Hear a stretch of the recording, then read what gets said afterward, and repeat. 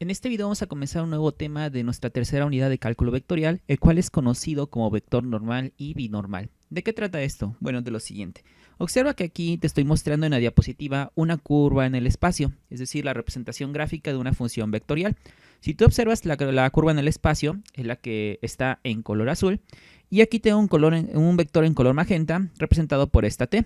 Esta t quiere decir que este vector en color magenta es el vector tangente unitario en un punto de esta curva en el espacio. Sin embargo, si ignoras momentáneamente a los otros dos vectores, existe una infinidad de vectores que son ortogonales a este vector tangente unitario, pero podemos elegir específicamente uno de ellos si recordamos la siguiente situación. Si recordarás, anteriormente te había dicho que la magnitud del vector tangente unitario pues debe ser igual a 1, puesto que, como yo te había mencionado ya, el mismo nombre te lo indica, vector tangente unitario, quiere dar a entender que su magnitud es de la unidad. Bueno, ¿de qué me sirve recordar esto? Si tú recuerdas anteriormente en un ejercicio, y concretamente también en el video anterior, habíamos dicho que el vector tangente unitario tenía una derivada, que le llamábamos t' de t. Pero resulta que como la magnitud del vector tangente unitario era igual a la unidad, esto nos daba a entender que el producto punto entre el vector tangente unitario y su derivada era igual a 0. Cuando un producto punto o producto escalar entre dos vectores te daba igual a 0, quiere decir que estos dos vectores que participaban en el producto escalar es que son ortogonales. Bueno, entonces, también como te dije, demostramos este hecho anteriormente en un ejercicio, cuando habíamos dicho que si la magnitud de una función vectorial era igual a una constante, eso implicaba que la función vectorial, haciendo un producto punto con su derivada, nos daba igual a 0, o sea que eran ortogonales. Ahora, sin embargo, ya sabe que t de t y t' de t son ortogonales, pero t' de t por sí solo no es un vector unitario. Para que yo pueda decir que t' de t es un vector unitario, debo tomar al vector t' de t y debo dividir cada una de sus componentes entre su magnitud. Si tú recuerdas, eso es lo que te había mencionado anteriormente. Cuando tú tomas un vector y divides cada una de sus componentes entre su magnitud, lo que obtienes es un vector unitario, es decir, cuya magnitud es igual a 1. Y este vector unitario que acabas de obtener aquí recibe un nombre especial y se le conoce como vector normal unitario. En este caso, representando por una letra n. La letra n entonces representa un vector normal unitario, o simplemente a veces nos referimos a él como un unitario normal, un vector unitario normal. Entonces este ya es un vector y por tanto, como este vector simplemente su característica es que su magnitud es la unidad, pero sigue en la misma dirección que el vector t' de t, quiere decir que este vector normal unitario n es ortogonal al vector tangente unitario t de t. Y ese vector n es el que estás observando aquí. Observa cómo forma efectivamente el ángulo recto con respecto al vector tangente unitario. Ahora, ¿qué pasa si tú tomas este vector normal unitario y haces un producto vectorial con el vector tangente unitario? Es decir, tomas en este caso el vector tangente unitario y haces su producto vectorial con el vector normal unitario. Esto te va a arrojar un nuevo vector. Recuerda que el producto vectorial de dos vectores te arroja como respuesta un nuevo vector. Y este nuevo vector lo voy a llamar b, que es el que tú estás observando aquí en la figura.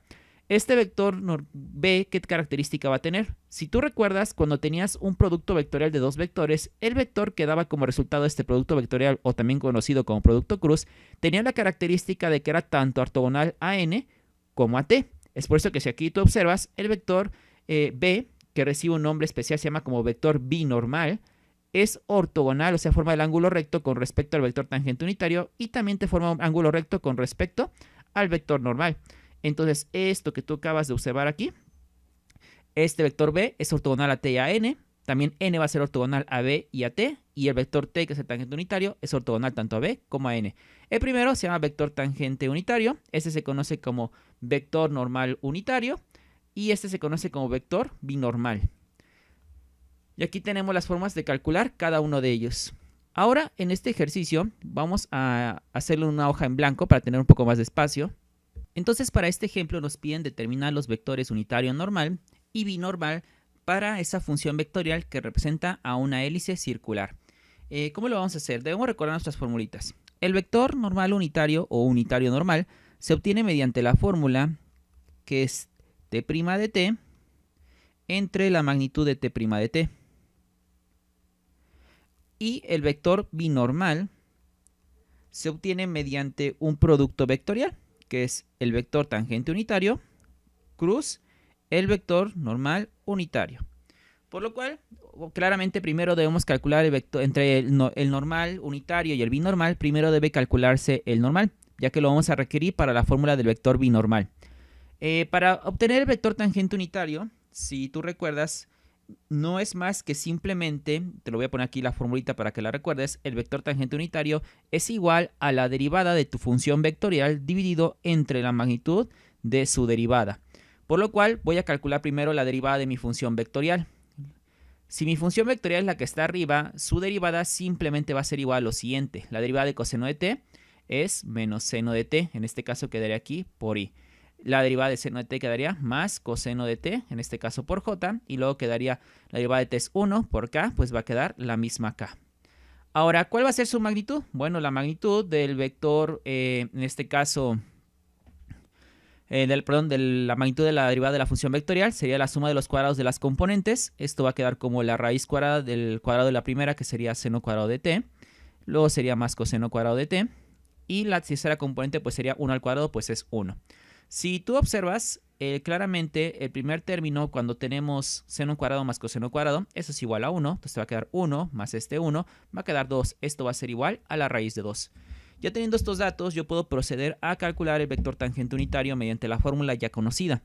El vector tangente unitario es igual a r' de t, que es toda esta expresión, dividido entre su magnitud, que es esta parte. Es decir, va a quedar como menos seno de t sobre raíz de 2, más coseno de t, todo esto sobre raíz de 2. Aquí vamos a poner, me faltó poner, perdón, la i y aquí la j.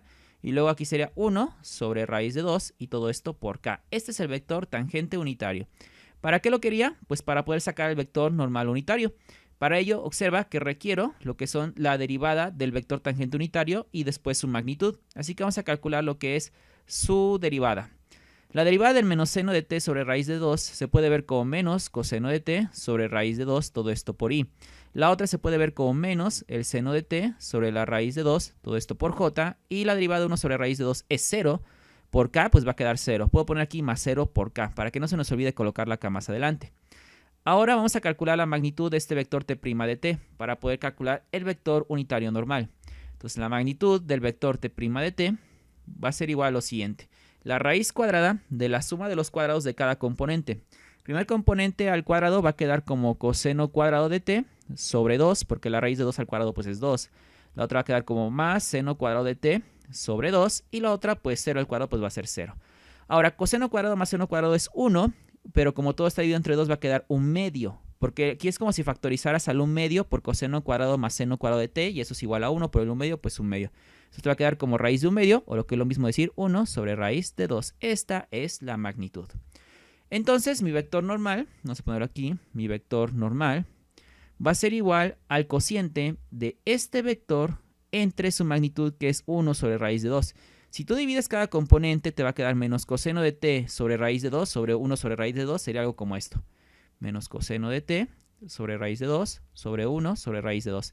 Medios, medios, extremos, extremos. Esto va a quedar menos raíz de 2, coseno de t, 1 por raíz de 2, raíz de 2. Raíz de 2 con raíz de 2 la unidad y va a quedar nada más menos coseno de t. Entonces el primer componente va a ser menos coseno de t por i. El segundo componente va a ser menos seno de t, porque también observa que la raíz de 2 se va a perder cuando yo divida entre 1 sobre la raíz de 2. Todo va a quedar por j y 0 entre esta cantidad, pues 0. Entonces este es mi vector unitario normal a esa función vectorial. Y ahora vamos a encontrar el vector binormal, que es el que se me está pidiendo. Observa que el vector binormal se obtiene mediante un producto vectorial entre el vector tangente unitario y el vector normal unitario. Vamos a obtener entonces ese vector binormal. Va a ser igual a... recuerda que para hacer el producto vectorial entre estos dos vectores, primero lo hacemos por determinantes. Arriba se pone una i, luego se pone una j y luego se pone una k. La siguiente fila van a ser los componentes del vector tangente unitario. Sus componentes son estos que estás observando aquí. Por lo cual, al colocarlos, pues va a quedar menos seno de t sobre raíz de 2, luego coseno de t sobre raíz de 2 y luego 1 sobre raíz de 2. La siguiente fila son las componentes del vector normal unitario. Sus componentes, ¿quiénes serían? Menos coseno de t en j. Aquí está, menos coseno de t. En j sería menos seno de t y en k pues no hay nada, un 0. Entonces, para resolver este determinante, y recuerda que siempre te sugiero que escojas a la fila o columna que tenga más ceros. En este caso, yo voy a escoger la última columna, la tercera, es decir, la que te voy a marcar en azul. Toda esta parte es la que yo voy a elegir. Recuerda que comienzo con el primer elemento, considerando que los signos son más, menos, más. Al K le va a afectar un más, va a ser K. Tapamos fila a la que pertenece, columna, y quedaría el determinante menos seno de t sobre raíz de 2, coseno de t sobre raíz de 2. Aquí menos coseno de t, menos seno de t.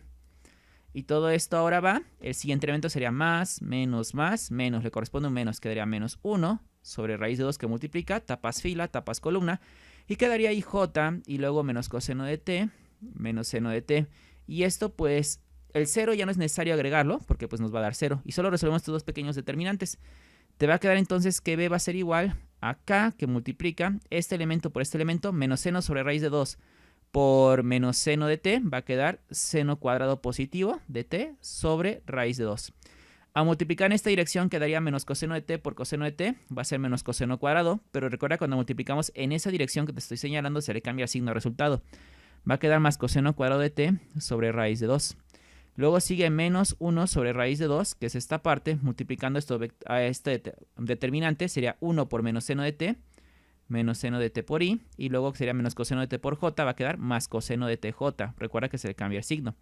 Entonces el vector b va a ser igual a lo siguiente. Aquí seno cuadrado más coseno cuadrado es igual a 1. Si tú factorizas 1 sobre raíz de 2, pues te va a quedar 1 sobre raíz de 2 por 1, 1 sobre raíz de 2 por k, va a quedar k sobre la raíz de 2. Pero en este término te va a quedar menos 1 sobre raíz de 2 por menos seno de t, va a ser seno de t, perdón. Vamos a borrarlo para que quede bien. Sería menos por menos más, 1 por seno de t, va a quedar seno de t. Todo esto sobre la raíz de 2 por i. O sea, menos por más va a quedar menos, en este caso sería coseno de t sobre raíz de 2 por j. Y al último, lo que te había dicho que te iba a quedar aquí, que era 1 sobre raíz de 2 por k. Más 1 sobre raíz de 2 por k. Y este es el vector binormal. Y listo, ya lo tenemos lo que nos pide el problema. Vector binormal y vector unitario normal. Así es como lo tendríamos que hacer. Bueno, vamos a continuar. Aquí te dejo un ejercicio para que tú practiques con como lo que realizamos anteriormente. Ahora, en esta parte te voy a mostrar una figura de la interpretación geométrica del vector binormal y normal que acabamos, digamos, de calcular.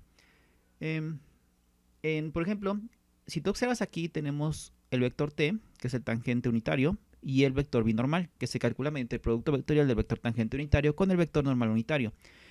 Si tú formas un plano tomando como base estos dos vectores, digamos, algo como esto, te lo voy a trazar, imagínate, trata de visualizar la tercera dimensión, no sé si me quedé muy bien. Este plano que está formando aquí como si fuera una pared, que si te das cuenta lo están limitando lo que es T y B, este plano recibe un nombre especial y se le conoce como plano normal de la curva en el punto P. Otra vez, si tú observas aquí el plano B, del vector binormal que se representa con B y el vector tangente unitario que se presenta con T, si tú los proyectas, digamos, forman lo que es un plano. Este plano se le conoce como el plano normal de la curva, en este caso la curva C, en el punto P, que es el punto del cual sale tu vector tangente unitario y tu vector normal. Y este plano, si tú observas, cualquier recta que tú traces en esta parte, digamos, todas las rectas que van a estar trazadas aquí, van a ser ortogonales a tu vector tangente. Por ejemplo, si tú trazas una recta por aquí, es ortogonal al vector tangente. Bueno, ahora también lo que es tu vector normal unitario, que es ln, y el vector tangente unitario van a formar un plano con ellos, esos vectores como base. Observa, aquí está tu plano que contiene tanto el vector tangente unitario y el vector normal unitario. Este plano recibe el nombre de plano osculador de la curva en el punto P. El nombre de osculador proviene de la palabra latina osculum, que quiere decir beso. Es decir, este es el plano que está más cerca de contener la parte de la curva que está cerca de P. O sea, si tú observas, aquí tu curva en el espacio se va trazando, llega al punto P. En este punto P se derivan o se sacan los vectores T y N. estos vectores t y n se plaza un plano que contiene a estos dos vectores, pero la curva cuando pasa por este punto P, el plano casi contiene a la curva, o sea, la región de la curva que está muy cerca del punto P casi está sobre o apoyada sobre este plano, pero ya fuera del punto P, ya muy alejado la curva, pues ya se alejó totalmente del plano. Observa como aquí hay una altura donde la curva ya no está ni siquiera cerca de tocar al plano, pero aquí cuando vas llegando al punto P, tu curva es como si se estuviera apoyando, como si el plano fuera una mesita, pero solo cuando está la curva muy cerca del punto P. Y este es el plano que se define como el plano osculador, o inclusive en algunos libros lo puedes encontrar como el plano osculante. Ahora, hay otra interpretación que podemos sacar de esta parte. En este caso vamos a hablar de esta curva. ¿Qué pasaría, por ejemplo, si tú tuvieras una curva en el espacio de dos dimensiones, o sea, una curva plana? En caso de que tú tengas una curva plana, el plano osculador simplemente es el plano que contiene a la curva. O sea, digamos aquí el plano XY sería el plano osculador, porque es el que contiene a la curva. Y el plano osculador debe ser aquel plano que contenga cerca de un punto la mayor cantidad de la curva. Como aquí la curva va a estar apoyada o va a estar trazada solamente siempre sobre el plano XY, pues el plano osculador es el mismo plano XY. ¿Sale? Ahora observa que aquí en tu curva plana, o sea, una curva en dos dimensiones, se traza una pequeña circunferencia. La circunferencia que tú estás observando está localizada en el plano osculador de entrada, que es en este caso el plano XY. Y esta circunferencia que tú trazaste, vamos a pensar que este que está aquí es el punto P. La circunferencia que tú trazaste aquí tiene la misma tangente en la curva que la curva en el punto P. O sea, si tú trazas, por ejemplo, aquí en este punto, si tomaras solamente en cuenta la curva en color azul y trazaras una tangente ahí, va a ser la misma, o sea, va a ser algo como la que está aquí, como la que te estoy trazando aquí. Esta va a ser la tangente de la curva en el punto P, pero si tú solo observaras la circunferencia y trazaras una tangente para la circunferencia en este mismo punto, resulta que va a ser la misma tangente. Entonces, esta circunferencia que se traza de tal manera que toque el punto P, en el cual tú estás sacando, digamos, el plano osculador y estás sacando el vector tangente unitario, entonces esta circunferencia va a tener exactamente la misma tangente que lo que es la curva. Y esta circunferencia se sitúa en el lado cóncavo de la curva, es decir, hacia cuál apunta n. Haz de cuenta, tú vas a tener aquí un vector tangente, como el que está aquí por decir algo, y el vector n, por lo tanto, sería este que va a estar aquí. Este es tu vector n, digamos, este es tu vector tangente y este es tu vector n. Si tú observas, la circunferencia en este caso, esta circunferencia que se traza está sobre el punto P, pero está en el lado cóncavo de la curva, así hacia donde apunta el vector n. El vector n apunta hacia la parte positiva del eje Y, y recuerda cuando decimos que una curva es cóncava, es cuando se está haciendo como una especie de U. En este caso diríamos que es cóncava hacia arriba, y ahí es donde se traza lo que es esta circunferencia. Y esta circunferencia recibe el nombre de circunferencia osculadora. Y el radio de esta circunferencia osculadora, vamos a poner aquí su radio, es igual a 1 sobre K, donde K es la curvatura de tu curva plana. Es decir, el radio de esta circunferencia es el recíproco de la curvatura. Otro detalle interesante es que esta circunferencia es la mejor que describe cómo se comporta la curva cerca del punto P, si tú lo observas. O sea, esta circunferencia, si te das cuenta, la que está aquí, la circunferencia osculadora, esta parte inferior concuerda prácticamente con lo que es la curva de tu curva plana. O sea, en este punto, cerca del punto P, la circunferencia y la curva plana casi están iguales. Por eso es que se dice que esta circunferencia, que es la circunferencia osculadora, es la que mejor describe cómo se comporta la curva, en color azul en este caso, cerca del punto P, ya que prácticamente son iguales cerca de ese punto. Y además, esta circunferencia y la curva, como te dije hace un momento, comparte la misma tangente, la misma normal, y la curvatura inclusive es la misma de la curva y la circunferencia cerca del punto P. Si tú observas la curvatura de esta curva en color azul y la curvatura de la circunferencia cerca de este punto P es prácticamente la misma. Vamos a pasar ahora a un ejemplo. En este ejemplo se nos pide determinar las ecuaciones del plano normal y del plano osculador de la hélice del ejemplo anterior en el punto 0,1, pi medios. Es lo que se nos está pidiendo a continuación. Bien, pues para hacer esto nosotros tenemos que recordar cuál es la ecuación del plano que conocimos en la unidad número 1 de nuestro curso de cálculo vectorial. La ecuación del plano era esta: a por x menos x0, más en este caso b por y menos y0, más en este caso ahora c por z menos z0, todo esto igualado con 0. Esta era la ecuación del plano, la conocimos en nuestra unidad 1 de cálculo vectorial y necesitamos, digamos, un vector normal, que era, por decirlo así, el vector de dirección, que en este caso las componentes eran A, B y C, y el punto por el cual pasaba nuestro plano, las coordenadas eran x0, y0, z0. Por lo cual necesitamos todos estos elementos para poder encontrar el plano normal y el plano osculador. Pero además de ellos necesitamos recordar cómo se formaba el plano normal y cómo se formaba en este caso el plano binormal. Que en otras palabras es lo que aprendimos o que les mencioné al inicio de este video. Vamos a empezar con los elementos del plano, en este caso el plano normal. Para el plano normal, recuerda que lo formaban los vectores, en este caso n y b. Ellos te formaban el plano normal, o sea, estos dos vectores.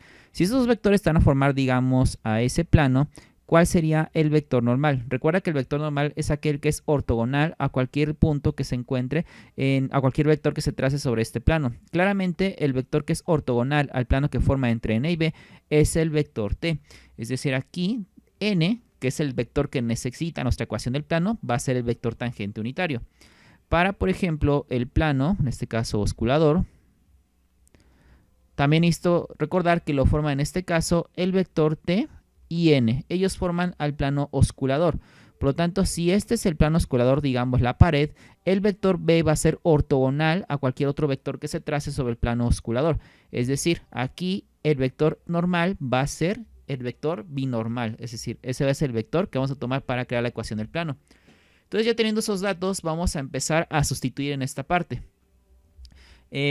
Vamos a poner aquí n es igual al vector tangente unitario y el vector tangente unitario pues ya lo calculamos en el ejemplo anterior.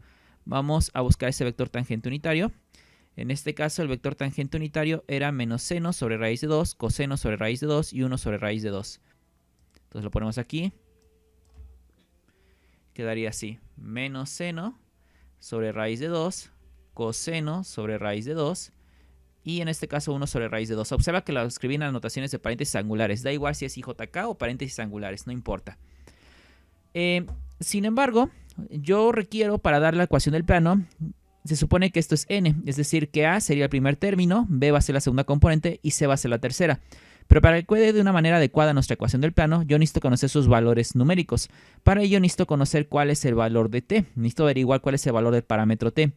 Pero esto te va a ayudar el punto que te están pidiendo como dato. El punto por el cual quieren que pase tu plano normal y el plano osculador es el punto 0,1 pi medios. Si tú te regresas a tu ejercicio anterior, esta era la ecuación vectorial. Y en este caso, como nos dicen que el punto sea 0,1 pi medios, ¿qué valor de t será el adecuado? De tal manera que al sustituirlo en las funciones componentes me dé 0, 1 y pi medios. Claramente, apoyándonos de la última función componente, t tiene que valer pi medios, para que así la coordenada en z sea pi medios. Para comprobar esto, si el pi medios lo sustituyes en seno de t, seno de pi medios, ¿cuánto sería? 1 positivo, aquí está. Si el pi medios lo sustituyes en coseno, quedaría coseno de pi medios y eso va a ser 0. Y aquí está esa parte. Ya entonces sabemos que el valor de parámetro en este caso es pi medios, por lo cual vamos a evaluar este vector en pi medios. Vamos a hacer t evaluada en pi medios. Va a quedar seno de pi medios, como te dije, era la unidad. Por el menos va a ser menos 1, sobre raíz de 2 va a quedar menos 1 sobre raíz de 2, coma. Coseno de pi medios va a ser en este caso 0, 0 sobre raíz de 2, 0. Luego aquí va a quedar 1 sobre raíz de 2 evaluado en pi medios, queda 1 sobre raíz de 2. Este es el vector tangente unitario evaluado en pi medios que va a servir como el vector normal para mi ecuación del plano normal. Entonces vamos a utilizar este vector normal para crear la ecuación del plano normal, apoyándonos en nuestra ecuación del plano. Solo un detalle, si recuerdas todo lo que aprendimos a lo largo de la unidad número 1, te decía que puedes ocupar este vector o cualquier otro vector paralelo a este vector para poder sustituir en la ecuación del plano. En este caso, para evitarme las fracciones, yo voy a proponer que el vector n sea, en este caso, menos 1, 0,1. ¿Cómo lo obtuve? Simplemente multiplicando por raíz de 2 cada uno de los componentes de este vector normal. Y este será entonces un vector paralelo a este otro. Recuerda que siempre y cuando sea un vector paralelo al vector normal, entonces tú puedes utilizarlo para crear la ecuación del plano. Así que voy a apoyarme de esta ecuación y no de la otra, solamente con el único fin de deshacerme del quebrado y sea más fácil de manipular. Entonces el menos 1 va a tomar la posición de A. Va a quedar menos 1, que multiplica x menos x0. ¿Quién es x0? Es la coordenada del punto, que en este caso te están diciendo que va a ser 0. Luego sigue más la coordenada en B. La coordenada en B vale 0. Va a quedar multiplicando a Y menos Y0. En este caso, Y0 es la coordenada del punto en Y, que en este caso sería 1. Luego sigue más el valor de C. C sería la última componente del vector normal, que sería 1, que multiplica Z menos Z0. Z0 es la última coordenada del punto, que sería pi medios. Todo esto igualado con 0. Y va a quedar menos por X menos 0 va a quedar menos X. 0 por toda esta cantidad va a quedar 0. Y luego va a quedar 1 por Z menos 1 medio va a quedar más Z. Menos 1 medio igual a 0. O lo que es lo mismo decir, Z es igual a X más pi medios. Esta es la ecuación del plano normal, que es lo que nos estaban pidiendo. Ahora pues vamos con el osculador, que es el otro que nos piden. Para el plano osculador, recuerda que necesitamos localizar el vector de dirección, que en este caso va a ser n, que es el vector binormal. El vector binormal nos había salido anteriormente. Vamos a localizarlo. Aquí está. Seno de t sobre raíz de 2 menos coseno de t sobre raíz de 2 y 1 sobre raíz de 2. Vamos a ponerlo aquí. Esto va a ser igual a seno sobre raíz de 2 menos coseno sobre raíz de 2. Y en este caso va a quedar 1 sobre raíz de 2. Vamos a evaluar en el mismo valor de t, que sigue siendo pi medios, como hicimos aquí. Vamos a evaluar el vector binormal en pi medios y va a quedar seno de pi medios es 1 sobre raíz de 2, va a quedar 1 sobre raíz de 2, menos coseno de pi medios es 0, entre raíz de 2 va a ser 0, 1 sobre raíz de 2, de esta manera. Entonces ese es nuestro vector binormal, que pasaría a ser nuestro vector n. Pero recuerda que podemos hacer cualquier vector paralelo. Voy a multiplicar por ello otra vez todo por raíz de 2 y tendremos que el vector que voy a ocupar es simplemente 1, 0, 1, con el fin de evitarme los quebrados. Sustituimos en nuestra ecuación del plano, que es esta parte, y quedaría el elemento a, que en este caso sería 1, por x menos x0, que sería x menos 0. Luego el elemento b, que en este caso es 0. 0 pues por y menos y0 va a quedar 0. Luego el elemento c, que es 1. 1 por z menos z0, donde z0 pues es pi medios. Y va a quedar esta parte. Todo esto igualado con 0.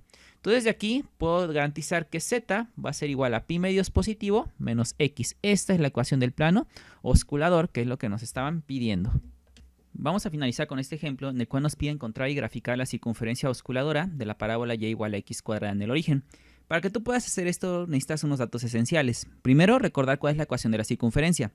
La ecuación de la circunferencia, si tú recuerdas, es x menos h al cuadrado más y menos k al cuadrado igual al radio al cuadrado, donde h y k son las coordenadas del centro de tu circunferencia. Para que tú puedas conocer dónde va a estar el centro de tu circunferencia, primero necesitas conocer el radio de la circunferencia. En este caso el radio, recordando, para una circunferencia osculadora, te mencioné al principio de este video que su radio, lo representamos aquí por ejemplo por ρ, es igual a 1 sobre la curvatura, ¿no? Pero para ello entonces, tú tendrías que obtener la curvatura de esta función que está en la forma y igual a f de x. Pero si eres bastante observador, esta función de la forma y igual a f de x, ya obtuvimos su curvatura. Y su curvatura está definida por la siguiente expresión. 2 sobre 1 más 4x cuadrada a la 3 medios. Esta era la curvatura. Pero observa que te piden graficar la circunferencia osculadora en el origen. Y en el origen la coordenada en x, ¿cuál es? 0. Por eso hay que evaluar la curvatura en el 0. Y va a quedar 2 sobre 1 más 4 por 0 al cuadrado a la 3 medios. Y en este caso va a quedar como 2 sobre 1 a la 3 medios. Y esto va a ser igual a 2. Por lo tanto, el radio de tu circunferencia va a ser 1 medio. Ahora recuerda que la circunferencia osculadora está ubicada en la parte donde está la concavidad de tu curva. Si te das cuenta, aquí está tu curva, aquí está la concavidad. Y debe estar, digamos, por dentro de la concavidad. Por eso es que no la vas a poner ni por aquí, ni aquí abajo. Va a ir exactamente en la posición que tú estás viendo en color magenta. Porque, como su nombre dice, recuerda que la circunferencia osculadora es la que más se parece a la curva en ese punto que estás tomando de interés, que en este caso es el origen. Por eso es que está por dentro. Ahora, ¿cómo sé que aquí es 1 medio? Porque el radio de la circunferencia osculadora ya lo tuve aquí, es 1 medio, por eso aquí está esta parte. Basándote en que el radio es esta distancia, por eso puedes deducir que este centro tiene la coordenada de 1 medio en y. Por lo tanto, este es el centro de tu circunferencia, donde la coordenada en x es 0 y la coordenada en y es 1 medio. Por lo cual ya puedo reemplazar aquí, me va a quedar x menos la coordenada en x del centro, que sería 0, todo esto al cuadrado, más y menos k, que sería la coordenada en y en el centro, que sería 1 medio, todo esto al cuadrado, igual al radio al cuadrado. El radio es 1 medio al cuadrado, sería 1 cuarto. Este va a quedar como, o bueno, te lo indico aquí para que no se te olvide, hay que elevar el radio al cuadrado.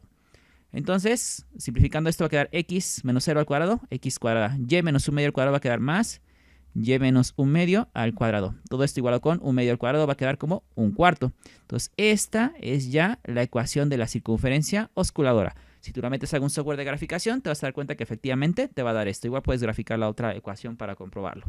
Entonces aquí te dejo un ejemplo de donde puedes practicar lo que hemos explicado hasta este punto. Y además te dejo un ejercicio de práctica, sería lo adecuado de mencionarlo así, para que tú practiques esto que acabamos de estudiar. Y además te dejo un resumen de las fórmulas que hemos ocupado a lo largo de los últimos videos. Tangente unitario, vector tangente unitario, normal unitario, binormal y la curvatura.